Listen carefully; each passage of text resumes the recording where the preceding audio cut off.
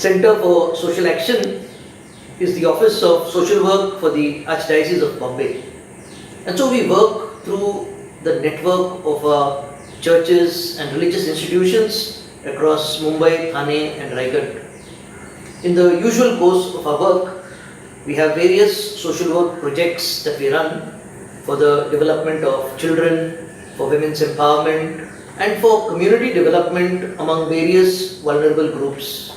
However, of late, in the COVID-19 pandemic, Center for Social Action played a very important role in facilitating and coordinating the relief across the diocese. To begin with, early as the pandemic was spreading, we had our Cardinal Oswald Gracious, who formed a committee of some key persons with various departments represented on this committee so that he could be appraised of the situation at the grassroots and give appropriate directions for early interventions.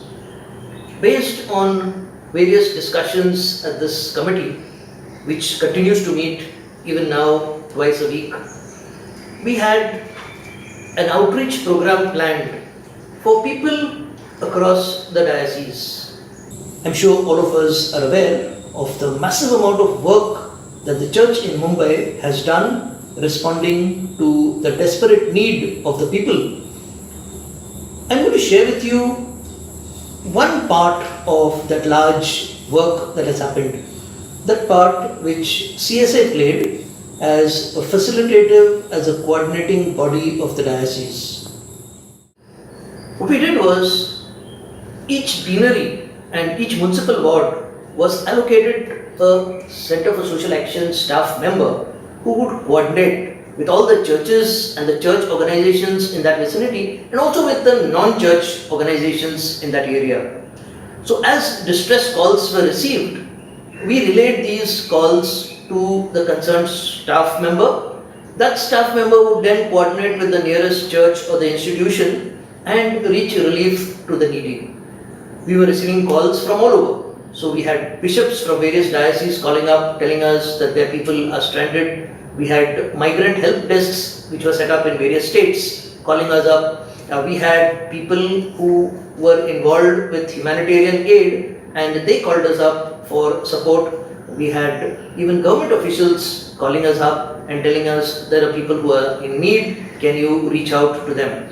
So as soon as these calls were received, we would pass them on to the social worker who's handling that particular vicinity, and there would be constant follow-up with the people in need, follow-up with the church or the institution who was supplying the material, and finally informing the one who had sent us the distress call that the need has been met and the case is resolved. So there was a lot of coordination work that we did, and in this structured manner we were able to address the distress of many people. The kind of material support that we extended was of course a distribution of dry ration kits. So while the entire diocese was involved with distribution of ration kits, I'd like to mention the role of Center for Social Action. So what we did was, with those parishes that could not afford or parishes that said they'll put half the amount and Center for Social Action can put the other half of the amount, we distributed ration kits, and I think we reached out to about 25,000 ration kits distributed across the diocese. Then we also had cooked meals, about 60,000 cooked meals distributed through the support of Center for Social Action. This is of course in addition to what the parishes also did on their own. That was again a very massive outreach, and from the data that I have, over 1 lakh ration kits were distributed and maybe 1.5 lakh cooked meals distributed across the diocese.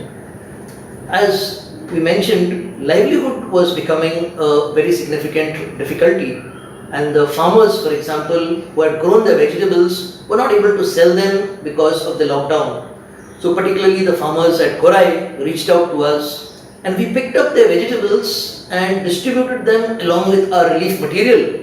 And this gave a double benefit. because the same amount of money the farmers got a livelihood, as well as the poor migrants who were being given the distribution of ration kits got fresh vegetables. Later on, we also coordinated the sale of vegetables from these farmers at various locations. Another support that we provided to quite a few people was monetary aid, because certain people were in desperate need of money because they couldn't pay the rent, because they couldn't recharge their mobiles, and various other important needs which had to be met monetarily. So we provided monetary aid to almost about 40 or 45 families. Then we had the migrant camps that were set up. We supported the migrant camp at Warsaw through the parish of Good Shepherd and also the Good Shepherd Convent. There various activities were conducted to make the migrants feel comfortable and give them various leisure activities, as well as some orientation program, some medical assistance. We had migrants who were returning from various districts back to Raigad. There we supported them with leisure activities during the quarantine so that they don't feel like they are imprisoned. We also used the opportunity to give them orientation programs, safety measures of COVID-related issues, and then we prepared the villagers to welcome them back after the quarantine period was over. As a livelihood support, we gave these migrants who had returned some vegetable seeds so that they can cultivate and have some initial livelihood to start with. We also had a number of medical emergencies that we had to support, and finally there was the cyclone that hit at the south of Raigad, and we supported them with rations and tarpaulins because their roofs had been blown off, and then later on we supported them with solar lamps because even about a couple of months after the cyclone, some of them were still without electricity. In all this work, what are the values that were emphasized? We maintained an inclusive approach. There was no discrimination based on religion, caste, or any other factor. Even though we worked through the church network, we made sure that we reached out to everybody who was in need. Another very significant aspect of our outreach was that there were no cash transactions. All our donations were received online and all payments were made online.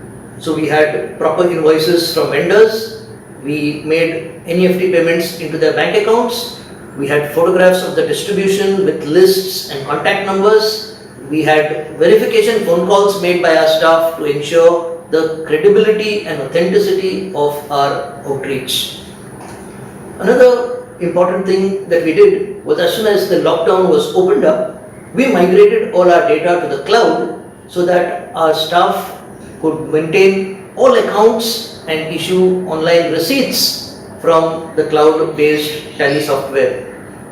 Use of technology has helped us in effectively responding to the situation during the COVID lockdown. In all this, a lot of our people put in tremendous work, but again we maintained that none of us would glorify ourselves. No pictures of ourselves, no names mentioned, no glamorizing of the tragedy or the poverty. Yes, the organization needs some visibility, and so we did some activities on that front, but without focusing on ourselves.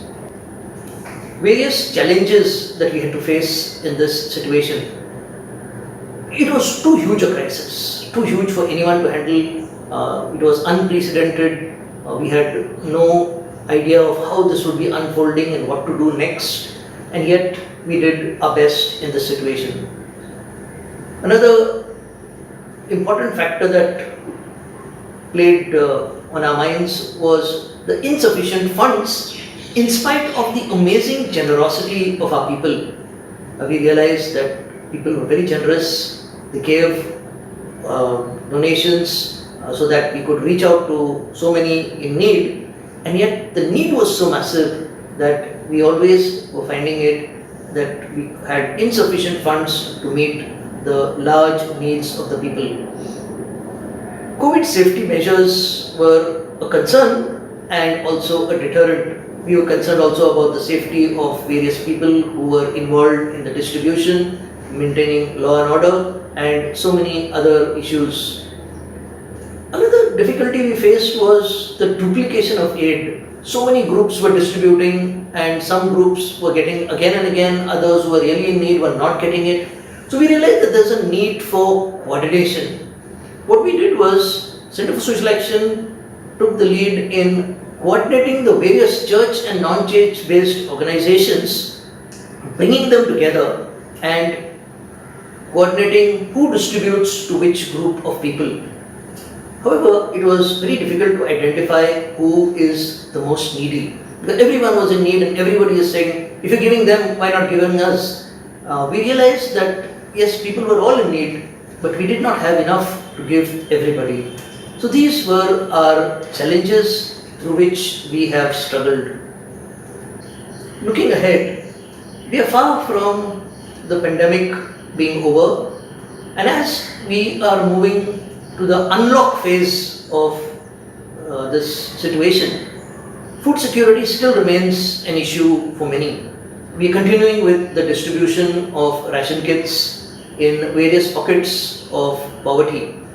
We also are giving out financial aid because people are requesting us for medicines, people are requesting us to pay for payment of their rents, people are requesting us for payment of their medical expenses, and we need to help these who are in need.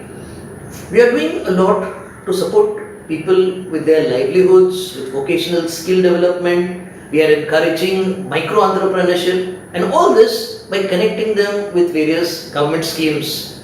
In fact, we are constantly encouraging people to use the various facilities that have been given by the government, and we are coordinating this work across the diocese. Recently, we had a meeting with all the representatives of the parishes, the COVID committee representatives of the parishes, giving them a lot of data, a lot of information which can be useful on government schemes, on various opportunities available, and also telling them how they can encourage micro-entrepreneurship.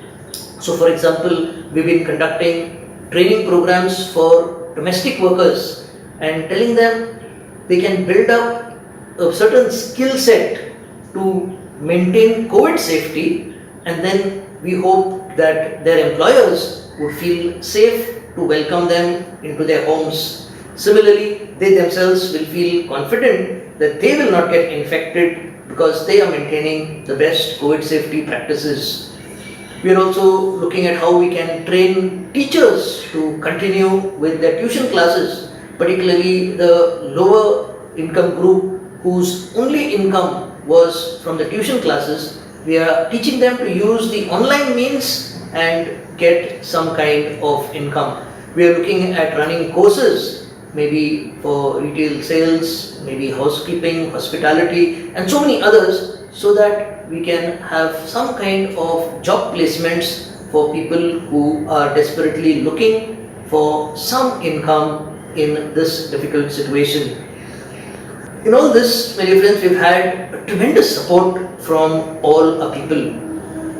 We all believe that whatever we have is not ours. It is given by God, and we are merely stewards, caretakers, so that we can use it to bring goodness in this world. And so I want to conclude with a word of gratitude. I want to say thank you to all my staff who've done an amazing job, to all the people, various parishes, institutions who've been our grassroots support, to all the donors who have very generously donated to us, and indeed anyone I may have missed out in this entire process who contributed significantly towards this good cause. I want to conclude by saying, in the words of St. Paul, "For this I toil and struggle with all the energy God powerfully inspires in me." Thank you.